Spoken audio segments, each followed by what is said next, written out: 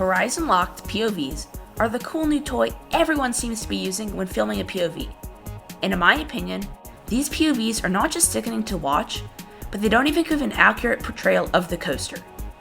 In today's video, I will give a brief rant about Horizon Locked POVs and why I don't like them. I will also give an update on my summer trip plans, which parks I'm visiting, why I chose them, and my expectations for the major coasters. This is also my first video with my new mic, so please let me know in the comments if you like this one better. I'm still working on calibrating it just right, so the sound should continue to improve in future videos. Anyway, let's dive in.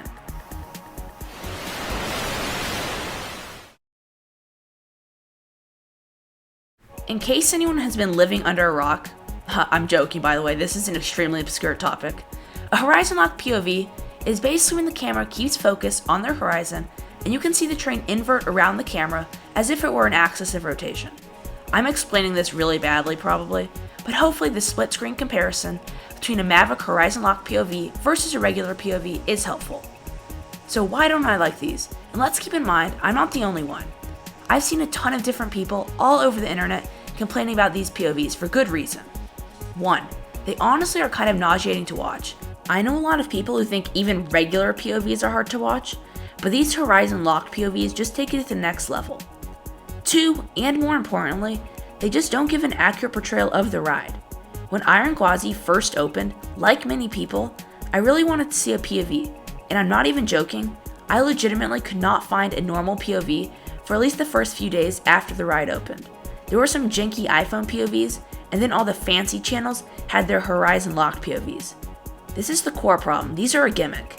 They really don't serve any purpose besides looking cool, I guess, and they're really just pointless.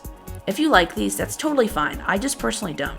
Before I dive into my summer plans, I wanted to make it very clear, like I did in my community post, how lucky and incredibly fortunate I am to be able to do anything even remotely close to what I will be doing this summer. I have incredible parents who work hard and are able and willing to pay for this, and it means the world to me.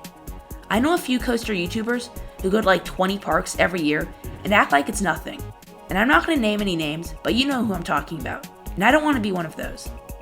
Anyway, let's go in chronological order of my summer plans. In mid-July, I'll be flying to Europe to visit family, but I'll also be visiting Plopsaland, Japan. I know originally I said Heidi Park, but that is no longer happening, and Plopsaland, Japan is where I will be going. The top 3 coasters in this park are Heidi the Ride, a GCI wooden coaster, Anubis, a Gerstlauer Eurofighter, and Ride to Happiness, a mock extreme spinner.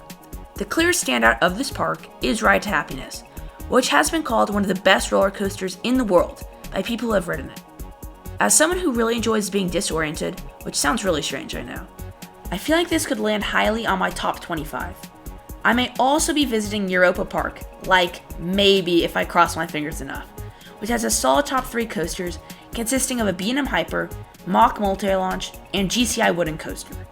On a side note, when researching European parks, I noticed that all of the parks had a fairly strong top 3 and then literally nothing after that. Look at Plopsaland, Europa Park, Phantasialand, and more. Just something interesting I noticed. Anyway, in early August, I will be flying from Southern California to Virginia, this time purely for coasters. I will be visiting King's Dominion, Busch Gardens Williamsburg, and Carowinds. It can be argued, but if you were to visit 3 amusement parks in one trip, I truly believe these are the best.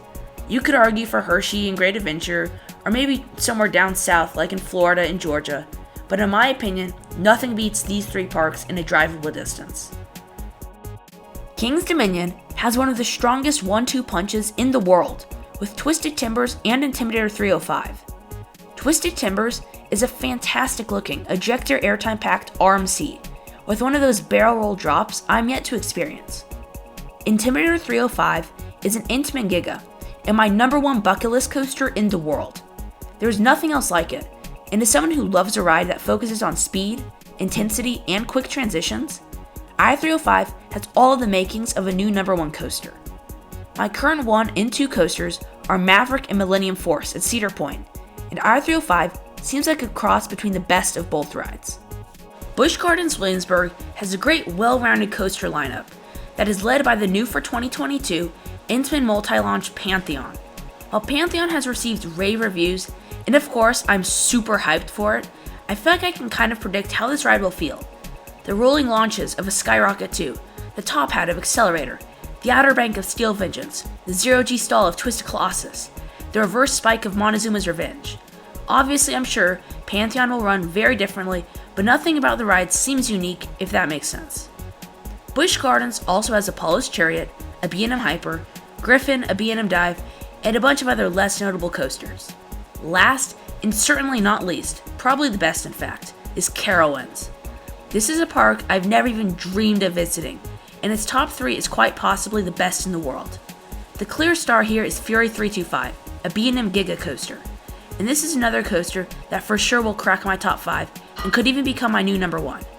Intimidator is a B&M Hyper that focuses on floater airtime, which I think is a fantastic thing, as someone who never gets a chance to ride B&M Hypers because they live on the West Coast. Copperhead Strike is the park's newest coaster, and is a Mach multi-launch. Mach isn't known for having those intense launches, but I know this ride will be a smooth and fun experience.